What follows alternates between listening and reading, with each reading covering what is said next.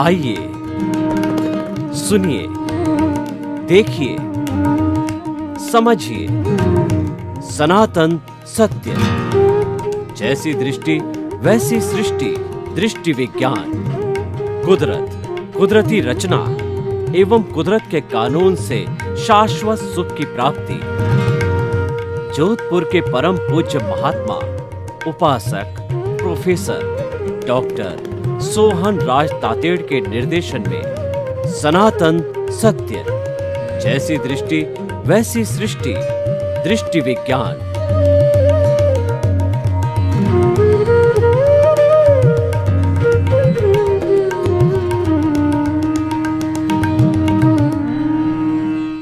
भाइयों और बहनों, मातृशक्ति को नमन।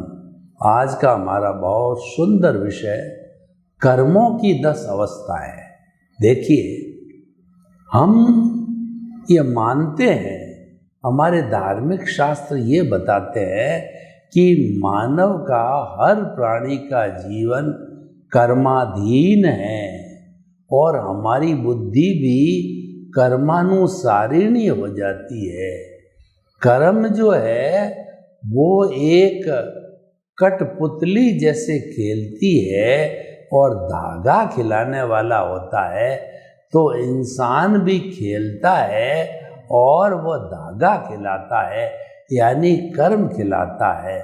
रंगमंच यह जगत है और कर्म खिलावन हार, और नाना रूप बनाए के और चेतन खेलन हार। खेलने वाला चेतन है, अलग अलग रूप बना करके खेलता है, और इसको खिलाने वाला कौन है? जो कठपुतली के धागे की तरह कौन है? वह है कर्म है। क्योंकि हम पूर्व जन्म में कुछ कर्मों को अर्जित करते हैं, जिनको कि कॉजेस कहते हैं। ये सृष्टि का नियम है, ये कुदरत का कानून है कि without cause there is no effect और एट ऑल। कारण के बिना कार्य नहीं होता है, ये एक प्रकृति का नियम होता है। तो जैसे जैसे हम भाव डालते हैं, भाव प्रतिष्ठित आत्मा का विषय है, और भाव कैसे डाले जाते हैं कि जो हमारा उदय और प्रारब्ध चल रहा है। उदाहरण के तौर पर देखिए कि हमने किसी व्यक्ति को पूर्व जन्म में कष्ट दिया होगा, बुरा भला का होगा, गालियाँ दी होगी, तो वो जो कुदरत जो हमारे उदय के अधीन किसी व्यक्ति को भाई के रूप में, दुश्मन के रूप में, दोस्त के रूप में भेज करके, और वह व्यक्ति जो है हमको जितना जितना उलाना देना, गालियाँ देना, अपशब्द कहना, वह कहता रहता है। अब आप अगर उसको कुदरती रचना मानते हो, अपने कर्मों का उदय मानते हो और उसको लेट गो करते हो, उस पर कोई प्रतिक्रिया नहीं करते हो, उस पर कोई कॉज नहीं लगाते हो, तो आपके कॉजेज नहीं पड़ेंगे और भुगतान तो होना ही है। वो तो भुगतान तो हो ही रहा है, भुगतान तो हर क्षण हो रहा है। ये हमारा जो मन वचन काया रूपी पुतला है, शरीर है, ये पिछले जन्म के कर्म के भुगतान के लिए मिला है। हर क्षण जन्म से मृत्यु तक भुगतान तो हो ही रहा है और हम भुगतते ही जा रहे हैं। लेकिन जो है, उस भुगतान होने के साथ आप जो रिएक्शन देते हो, जैसे कोई व्यक्ति आपको गाली दे रहा है, आपने साइलेंटली संभाव से उसको सहन कर लिया, इसका मतलब नो कॉजेज, नए कर्म नहीं बंधे। लेकिन उसने एक गाली दी, आपने 2 दे दी, उसने 2 कहा, आपने 4 कर दिया, नेले पे दैला मार दिया, ईंट का जवाब पत्थर से दे दिया, टिट फॉर टैट कर दिया, दोनों के बीच में तू मैं, तू मैं, एक्शन का रिएक्शन, एक्शन का रिएक्शन चलता रहा। तो जितना जितना रिएक्शन दिया है हमने, जितना जितना प्रतिक्रिया की है, क्रिया को आपने सहन कर लिया तो वो तो भुगतान समाप्त हो गया। क्रिया की जो प्रतिक्रिया की है वो नए कॉजेज हो गए, और वो नए कॉजेज जो है वो नए भाव कर्म बन गए। अब उन भाव कर्मों को भी हम शुद्ध करना चाहें तो उसी समय उसी जन्म में तो हम डिलीट भी कर सकते हैं। उसका भी हमारे धर्म शास्त्रों के अंदर रास्ता बताया गया है कि आलोचना प्रतिक्रमण प्रत्याख्यान करो कि वह जो प्रतिक्रिया मैंने की है उसकी मैं ग्रह करता हूँ, निंदा करता हूँ, आलोचना करता हूँ, क्योंकि मुझे वो नहीं करनी चाहिए थी। क्योंकि जो कर रहा है वो तो मैंने ही बुलाया है, उसको संजोग के अधीन कुदरत में भेजा है, वह तो मेरे कर्मों का भुगतान करवा रहा है। अगर आपने इसको पॉजिटिव वे में लिया होता तो वह तो मेरे को मुक्ति की ओर ले जाने के लिए आया है, वह तो मुझे एनओसी देने आया है, वो तो मेरा हिसाब क्लियर करने आया है। तो मैं तो उसके प्रति कृतज्ञता ज्ञापित करता हूँ, उसको प्रणाम करता हूँ। तो वह बात तो और ज़्यादा अच्छी संभाव की स्थिति आ जाती। लेकिन आपने प्रतिक्रिया की, वो सारे कॉजेज हो गए। फिर आपने आलोचना की, प्रतिक्रमण भी किया। अतिक्रमण का प्रतिक्रमण मतलब कि आपने ये अंदर ही अंदर चिंतन चालू किया कि मुझे उसको वापस गाली नहीं देनी चाहिए, मैंने दे दी, वो मेरी गलती है।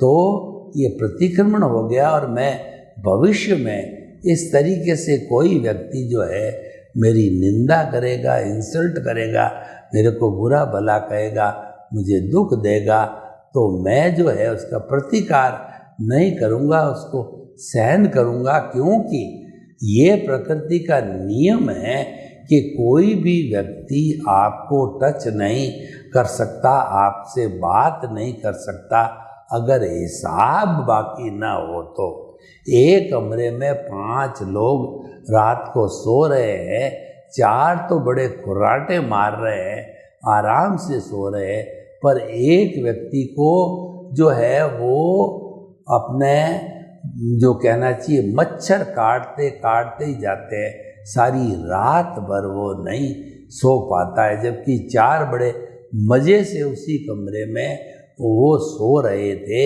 और सबके ऊपर पंखा एक सा था। तो जो है ये क्यों हुआ? क्योंकि मच्छरों का द्रव्य क्षेत्र काल भाव, यानी मच्छरों का उस व्यक्ति के साथ के अंदर जो ऋणानुबंध था, और क्षेत्र वो कमरे का था, काल रात के समय का था, और भाव तो थे ही कि जो है उदय के भाव तो थे ही, जो उदय में आ गया कर्म, तभी वो कुदरत ने उन मच्छरों को जो है वो भेजा जिनके साथ में उसका पूर्व जन्म में मिसबिहेवियर हुआ था। तो इसीलिए प्रतिक्रमण, प्रत्याख्यान, आलोचना ये करके हम शुद्धिकरण भी कर सकते हैं। जो जो हमने पाप किए, जो जो हमने दोष किए, जो जो हमने किन्हीं प्राणियों को दुख दिया है, ये किया जा सकता है। परंतु वो तो उसी भाव में होगा, क्योंकि पूर्व जन्म के अंदर जिसने ये कर्म किए हैं वो तो जला दिया गया है। तो अब जो है उसके कर्मों का आप प्रतिक्रमण करने जाओगे तो आप कैसे प्रतिक्रमण करोगे? क्योंकि करने वाला और था। तो इस तरीके से जिस जन्म के अंदर हम जो है ये एडिशन, डिलीशन, सब्ट्रैक्शन करते हैं, यानी आलोचना, प्रतिक्रमण, प्रत्याख्यान करते हैं, तो वह शुद्धिकरण भी हो जाता है। तो देखिए इस तरीके से ये सारा कर्मों का है। तो कर्मों की 10 अवस्था है, उन अवस्थाओं को बताना जरूरी है। ऐसे कर्म होते हैं बंधन। तो 10 अवस्थाएं कौन सी है? वो है प्रकृति, स्थिति, प्रदेश, अनुभाग 4, 5वां उद्वर्तन, अपवर्तन 6 अपवर्तन, और निदति, निकाचना 8 और उसके बाद के अंदर जो है संक्रमण, और इस तरीके से ये 10 कर्मों की अवस्था को हमें समझना है। प्रकृति यानी कर्म 8 तरह के होते हैं, ज्ञानावर्णीय, दर्शनावर्णीय, वेदनीय, मोहनीय, आयुष्य, नाम और गोत्र। जब हम कोई भी क्रिया की प्रतिक्रिया करते हैं तो जो कर्म का बंधन होता है वो प्रकृति यानी 8 तरह के मूल कर्म 148 प्रकृतियों के अनुसार वो बंधता है और उस प्रकृति के साथ में जाकर के मिल जाता है। स्थिति का मतलब जब बंद किया जाता है उसी वक्त में ये स्थिति बन जाती है कि कर्म का बंद हो रहा है। कितने समय तक आत्मा के साथ में कर्म शरीर के रूप में रहेगा, प्रकृति, स्थिति, प्रदेश, फिर उसकी क्वांटिटी इकट्ठी होती है कि ये कर्म का जो अर्जन किया तो कितने जो है कर्म के कालाणु, कर्म के परमाणु बने, वो प्रदेश हो गए, प्रकृति, स्थिति, प्रदेश और अनुभाग। तो यानी ये कर्म जब उदय में आएगा नेक्स्ट बर्थ के अंदर तो वो कैसा प्रभाव देगा, उसकी इंटेंसिटी कैसी होगी, उसका रस कैसा होगा, उसका अनुभव कैसा होगा। प्रकृति, स्थिति, प्रदेश, अनुभाग तुरंत एक साथ में बनते हैं और इकट्ठे हो जाते हैं कर्म का। अब हम आगे बढ़ते हैं। उद्वर्तन, अपवर्तन। उद्वर्तन का अर्थ होता है कर्मों को बढ़ाया जा सकता है, अपवर्तन का अर्थ होता है कर्मों को घटाया जा सकता है। वो कर्म कौन से होते हैं जो बढ़ाए जा सकते हैं, घटाए जाते हैं? वो सजातीय कर्म होते हैं और वो अघाती कर्म होते हैं। अघाती कर्म में वेदनीय, आयुष्य, नाम और गोत्र ये पुण्य पाप वाले होते हैं। तो इसके अंदर जो है जो निकाचित नहीं है उसमें से, उन कर्मों में से जो है कुछ कर्मों को, सजातीय कर्मों को घटाया जा सकता है, बढ़ाया जा सकता है। उसको उद्वर्तन, अपवर्तन कहते हैं। घाती कर्मों का उद्वर्तन, अपवर्तन नहीं होता है। तो उद्वर्तन, अपवर्तन और उसके बाद निधति।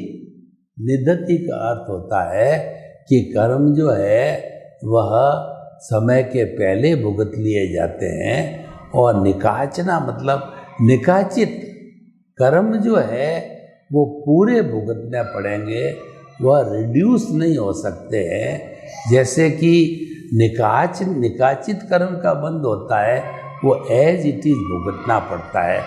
जैसे कि व्यक्ति के जो है कैंसर वगैरह बीमारी होती है तो कितना भयंकर दर्द होता है, वह उसको भुगतना पड़ता है, वो निकाचित कर्म कहलाते हैं। तो निधति, निकाचना, और उसके बाद में संक्रमण। संक्रमण का मतलब ट्रांसफॉर्मेशन। तो एक तरह के कर्मों को दूसरे तरह के कर्मों के अंदर बदला जा सकता है, यानी शुभ को अशुभ के अंदर बदला जा सकता है। तो ये भी जो है वो अघाती कर्मी होते हैं, जिनको जो जैसे क्रोध का अघाती कर्म है, वह क्रोध का अघाती कर्म है, वो अहंकार के अघाती कर्म में बदला जा सकता है। तो निधति, निकाचना, संक्रमण और उसके बाद के अंदर जो ये कर्मों की कुल 10 अवस्था हो गई। तो इन 10 कर्मों की अवस्था के अनुरूप है ये सारे कर्म जो है बांधे जाते हैं, उदय में आते हैं, भोगे जाते हैं। जो कर्म बांधा जाता है वो चतुस्पर्शी होता है। इस ब्रह्मांड में अष्टस्पर्शी और चतुस्पर्शी 2 तरह के परमाणु होते हैं। जो चतुस्पर्शी होते हैं उनके साथ के अंदर शीत, उष्ण, स्निग्ध, रुक्ष 4 स्पर्श होते हैं।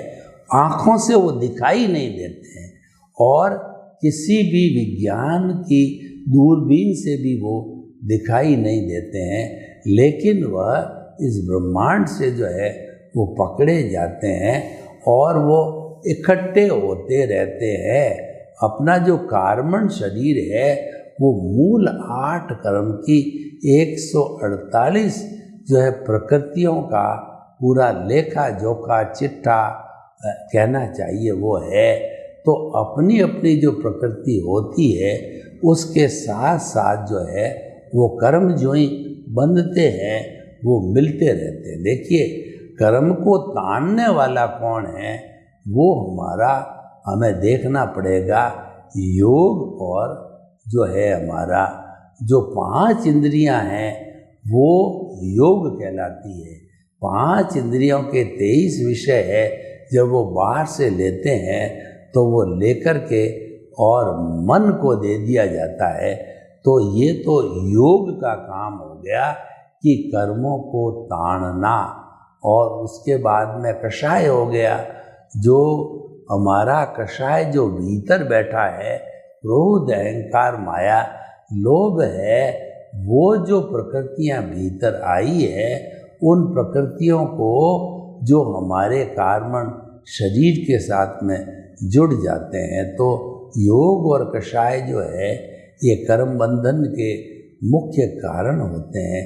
इसीलिए हमें मन वचन काया की योग की प्रवृत्ति है, उस प्रवृत्ति को जो है हमें जो है नियंत्रित करना चाहिए, शुद्ध करना चाहिए और कषाय को जो है घटाना चाहिए। तो भाई और बहनों, ये कर्मों की 10 तरह की प्रकृति है। ये सारा कर्म है वो अज्ञानता कहलाता है। और अज्ञानता है वो मिश्र चेतन होती है। मिश्र चेतन का अर्थ क्या है? ये शरीर है, ये तो जड़ है, ये किसी भी तरह की अपने आप कोई अनुभूति नहीं करता, क्योंकि जड़ है। ये तो पिछले जन्म के कर्म के भुगतान के लिए मिला है। और उस जड़ के साथ में जो है मिश्र चेतन, जो हमारी प्रतिष्ठित आत्मा है, जब वो जुड़ जाती है तब ये शरीर जो है चेतन की तरह काम करता है। और भीतर जो चेतन होता है वह तो परमात्मा स्वरूप होता है, वह तो अक्रिया है, उसकी मात्र हाजिरी होती है। लेकिन सारा अच्छा पुरुषार्थ बुरा पुरुषार्थ, आपका चार्ज करना, आपका डिस्चार्ज करना और कर्मों की 10 अवस्था है, उन सब कर्मों की 10 अवस्था को लागू करना, भोगना, ये सारा का सारा प्रतिष्ठित आत्मा का विषय है। तो कर्मों की 10 अवस्था का जो विषय है ये प्रतिष्ठित आत्मा का विषय है। और ये प्रतिष्ठित आत्मा जो है उनको अपने अनुसार इकट्ठा करती रहती है, भुगतान कराती रहती है और नए कर्मों का अर्जन होता रहता है। तो जो चार्ज होता है वो हमारे जो है वो चार्जिंग कर्म होते हैं। और जो इस जन्म के अंदर हम जो भुगत रहे हैं कर्मों को, वो डिस्चार्ज कर्म होता है। तो 10 प्रकृतियाँ चार्ज डिस्चार्ज से जुड़ी हुई होती है। तो भाई और बहनों, हम आपको बताना चाहते हैं कि कर्म जो है वो किसी को नहीं छोड़ता है। मेरा कर्म है, मेरे पीछे आएगा। तो इसके लिए जो है एक उदाहरण दिया गया कि 1000 गायों का झुंड चल रहा है और एक गाय ब्याह गई और ब्याह करके उसने छोटे बछड़े को जन्म दिया। तो माँ जो है तेज रफ्तार से जाते जाते बछड़ा पीछे रह गया। तो वह बछड़ा इधर उधर से भाग करके अपनी माँ का ही दूध पिएगा, अन्य 999 गायों का दूध नहीं पिएगा, क्योंकि वो अपनी आत्मा को, अपनी गाय रूपी माता को वो पहचान लेता है। तो मेरा कर्म है मेरी पत्नी के पीछे, मेरे बेटे के पीछे, मेरे भाई के पीछे नहीं जाएगा, मुझको ही भुगतना पड़ेगा। इसीलिए एक पीपा जी कवि हुए हैं, उन्होंने बहुत सुंदर कहा है, पीपा पापन कीजिए अड़गो रईजे आप, करनी जासी आपरी कुण बेटो कुण बाप। यानी कि जब कर्म भुगतने पड़ेंगे, जब यमराज आएगा, तब आप कहोगे कि ये कर्म तो मैंने मेरे परिवार के लोगों के लिए जो अर्जित किए हैं, माता पिता पति पत्नी बेटे भाई, इनके लिए अर्जित किया है, तो यमराज कहेगा उनको पूछो क्या आपके शेयर करेंगे उन कर्मों का। कोई भी तैयार नहीं होता है, वो तो उसी व्यक्ति को भुगतना होता है और वही भुगतता है। तो हमने जो है वो जो शरीर की आपको बात कही, तो वो कर्मों का भुगतान जो है इन 10 कर्मों का उसके द्वारा होता रहता है। तो भाइयों और बहनों, कर्म बड़ा विचित्र होता है और ये अच्छे अच्छों को नचा देता है, क्योंकि नाच कराने वाला कर्म ही होता है। तो इसीलिए हमें जो है हमारे कर्मों का अर्जन हो उसको रोकना चाहिए। कर्मों के अर्जन को रोकना है, वह संवर कहलाता है। और कर्मों का जो है dissociation of the karma from the karmic body is called nirjara. भगवान ने 2 तरह के धर्म बताए, एक तो संवर और दूसरा निर्जरा। संवर का अर्थ होता है कि जिस नाले से कर्म हमारे शरीर के भीतर आ रहे हैं, आत्मा के साथ कर्म शरीर में जुड़ रहे हैं, तो उस नाले को रोक लेना। वो जो ही नाला रुक गया, जो संवर हो गया, तो हर संवर के साथ में निर्जरा अवश्यमेव जुड़ी हुई रहती है। ये संवर और निर्जरा का आपसी मेल है। तो उस संवर के कारण तो आने वाले कर्मों का जो है वो रोक लग गई, और निर्जरा का मतलब अब एक जो भीतर पड़े हैं उसको कर्म रूपी पाप पुण्य कर्म रूपी को हमने बाहर उछालना चालू किया, तो वो उछलते जाते हैं, वो निकलते जाते हैं। तो इनको ये कर्म जब आत्मा से अलग होते हैं तो इसको निर्जरा कहा जाता है। वो आंशिक निर्जरा होती है, और जब संपूर्ण रूप से निर्जरा हो जाती है कर्मों की, जो 14वें गुणस्थान के अंदर कहलाती है, संपूर्ण निर्जरा होने के बाद में 5 अक्षरों की तरह ऊ री ली और हरंग, ये जो 5 अक्षर हम बोलते हैं, जितनी देर के अंदर हमारी आत्मा जो है संपूर्ण कर्मों का त्याग करके वह सिद्ध बुद्ध और मुक्त बन जाती है, और वो सिद्ध शिला में परमानेंटली विराज करके ईश्वर का रूप ले लेती है, फिर वो वापस जो है इस जन्म के अंदर जन्म लेने के लिए नहीं आती है। तो भाइयों और बहनों, ये कर्मों की 10 अवस्था को हमने सुना, और 10 अवस्थाओं का हमने डिस्ट्रीब्यूशन किया। तो ये जो है सारा हमारे कर्म शरीर का मैटर है।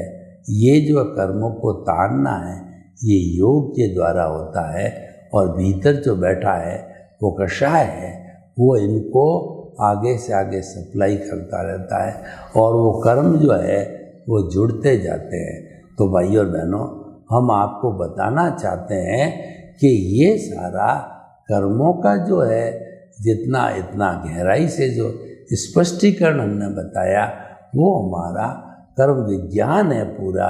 वहाँ से जो है हमने इसको देख करके समझ करके और उन कर्मों को हटाने का, गलाने का, उससे मुक्त होने का सारा अध्ययन किया।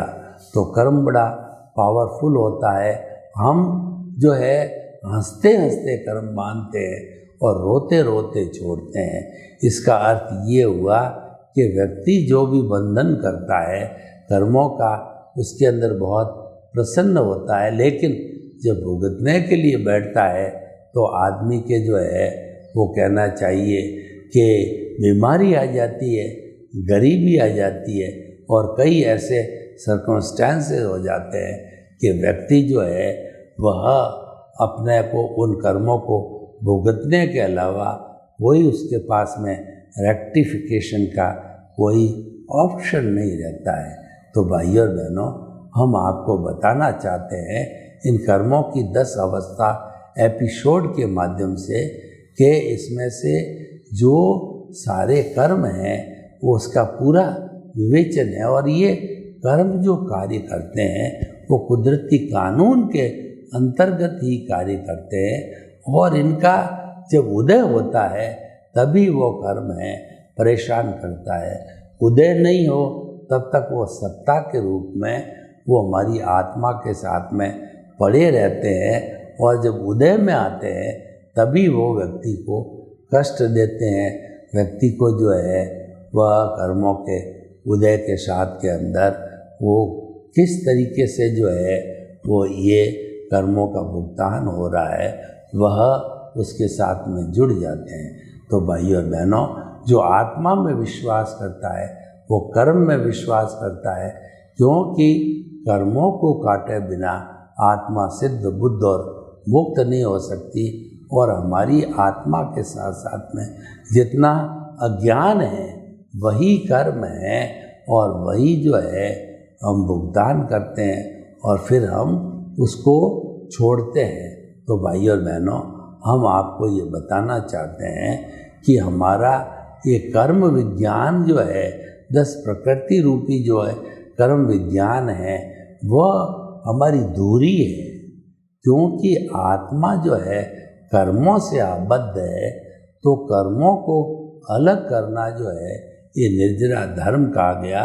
और कर्म की एंट्री आत्मा के साथ जो होती, जिसको आश्रव कहा जाता है, कर्मों के आने का द्वार होता है, उसको जो है आश्रव को हमेशा हमेशा के लिए बंद कर दिया जाता है, तो वो हमारा संवर कहलाता है। तो भाई और बहनों, हम आपको ये बताना चाहते हैं कि ये कर्मों की जो 10 अवस्था है वो सारा कर्म इसके द्वारा गवर्न होते हैं। तो उनका हमने एक एक का बहुत गहराई से अध्ययन किया है, वो हमें अध्ययन करना चाहिए। तो हम जो है आपको कर्मों की बात कहें तो कर्म है हर व्यक्ति के अपने अलग अलग होते हैं और उन अलग अलग कर्मों को खुद को ही भुगतना होता है। मैं आपको एक वो वास्तविक घटना बताता हूँ कि 2 जो है बड़े मित्र थे किसी गांव के अंदर। तो देशावर के अंदर ज़्यादा पैसा कमाने के लिए लोग जाते हैं। तो एक भाई, उसका धंधा, एक जो दोस्त है उसका धंधा तो गांव में अच्छा चल रहा था, वो तो बाहर देशावर नहीं गया, लेकिन दूसरा जिसका कि धंधा कमज़ोर चल रहा था और उसको ज़्यादा पैसा चाहिए, तो उसने अपना हिस्सा जो है उस मित्र को कहा कि जब मैं वापस आऊँगा तो ब्याज सहित जो है ये धन आपसे ग्रहण कर लूँगा, आप रख लो। और चला गया।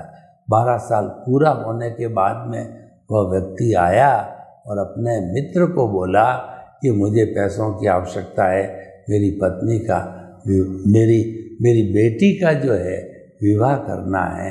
तो उसने कहा कि आपने पैसे कब दिए, क्या आपके पास में कोई लिखित में डॉक्यूमेंट है और क्या आप इसके बारे में कुछ बता सकते हो।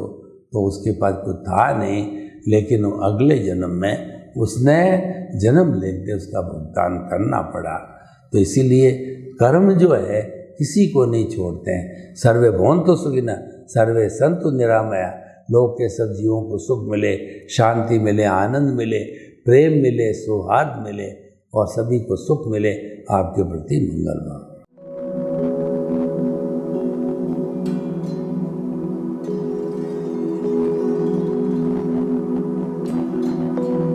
एक ऐसा अंतर्राष्ट्रीय ख्याति प्राप्त मानव जो गुरु प्रेरणा से पिछले 20 वर्षों से वानप्रस्थ जीवन जीते हुए 24 घंटे मानवता की सेवा में संलग्न है। एक ऐसा मानव जो अभी राष्ट्रीय, अंतर्राष्ट्रीय टीवी चैनलों पर 7,500 एपिसोड के माध्यम से सनातन सत्य, आत्मविज्ञान एवं पुनरुत्थान व्यवहार एवं निश्चय जगत के जीवनोपयोगी विषयों पर हृदय स्पर्शी प्रवचन कर चुका है। उस मानव का नाम है महात्मा उपासक प्रोफेसर डॉक्टर सोहन राज तातेड़। प्रोफेसर तातेड़ द्वारा योग, दर्शन, शिक्षा विषयों पर रचित पीएचडी स्तर के 250 शोध ग्रंथ भारत के 100 प्रतिष्ठित विश्वविद्यालयों में शोधार्थी पढ़ रहे हैं तथा वे सभी शोध ग्रंथ वहां की सेंट्रल लाइब्रेरियों में उपलब्ध हैं। महात्मा सोहन राज ने अभी तक हजारों स्कूलों, कॉलेजों, विश्वविद्यालयों एवं संस्थाओं में सेमिनार, वर्कशॉप, कैंप लगाकर लाखों विद्यार्थियों को योग, दर्शन, शिक्षा का प्रशिक्षण देकर उन्हें सुसंस्कारित किया। डॉक्टर तातेड़ ने भारतीय संस्कृति उत्थान के 4000 से अधिक समसामयिक विषयों पर आर्टिकल लिखकर ऑनलाइन जर्नल, पत्रिकाओं, वेबसाइट्स पर प्रकाशित किया, जिसका उपयोग लाखों पाठक कर रहे हैं। उपासक तातेड़ के 5000 से अधिक आज का सुविचार, आज का शुभ संदेश, आज का मंगल भावना योग आदि चिंतन websites, Twitter, blogger, Facebook, YouTube माध्यमों से लाखों लोग अपना जीवन निर्माण कर रहे हैं। मानवता के मसीहा ऐसे महामानव महात्मा सोहन राज तातेड़ के प्रोफाइल को अभी तक विश्व के 20 लाख दर्शक यूट्यूब पर, 12 लाख गूगल पर एवं लाखों दर्शक फेसबुक, ब्लॉगर, ट्विटर और इंस्टाग्राम पर देख चुके हैं।